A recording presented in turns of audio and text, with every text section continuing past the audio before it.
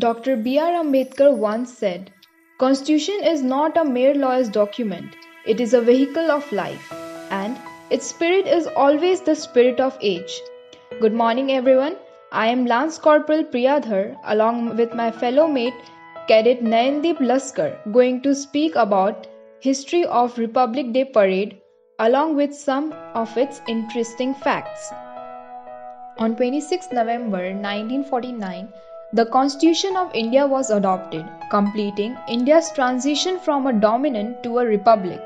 But it was on 26 January 1950 that the Constitution came into effect and the day was declared as the Republic Day. The Constitution of India took around 2 years, 11 months and 18 days to be drafted. The task of writing the Indian Constitution was given to a drafting committee that was led by Dr. B.R. Ambedkar. Indian Constitution has 448 articles divided into 22 parts and 12 schedules. Recently, 118 amendments were added to the Constitution. January 26th was chosen as the date because on this day in 1930, the Indian National Congress revealed Purna Swaraj, the declaration of India's independence from colonial rule. On 26 January 1950, the newly sworn President of India, Dr. Rajendra Prasad, rode through the streets of Delhi to reach Irving Amphitheatre, which is now known as the Dhyan Chand National Stadium. This was the venue for the first ever Republic Day Parade, with 3,000 officers of the armed forces and more than 100 aircrafts had participated. From 1950 to 1954, the celebrations took place in different parts of Delhi. The format of current parade was adopted in 1955 and Rajpath was chosen as the permanent venue.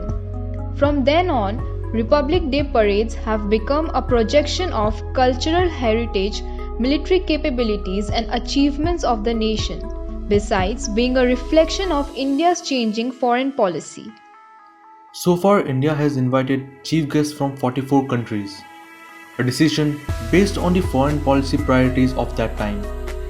Mostly countries from the non-aligned movement and Soviet bloc found representation in Republic Day ceremonies till the late 70s. From the 80s, the invites grew more diverse. Countries from Latin America and Western Europe started appearing on the guest list. For the last few years, in the wake of the Act East policy, East Asian countries have been preferred as chief guests. So here are some of the interesting Republic Day facts that will amaze your mind. The first Republic Day was celebrated on January 26, 1950, 3 years after we got independence. Republic Day is a 3-day affair that ends on 29 January with the beating retreat ceremony. India's constitution is the longest in the world. It has a total of 448 articles. There are 2 copies of the Indian Constitution, one in English and one in Hindi. Both the copies of the Indian Constitution are handwritten. A Christian song, Abide With Me, is played at the Republic Day Parade. It is believed to be one of Mahatma Gandhi's favorite songs. The first head of state of Indonesia, President Sukarno, was the chief guest of India's first Republic Day celebration. The first chief guest to attend the Rajpath Parade in 1955 was the first Governor General of Pakistan, Malik Ghulam Muhammad. Finally, we would like to conclude by saying that India's Republic Day Parade is not just a military parade.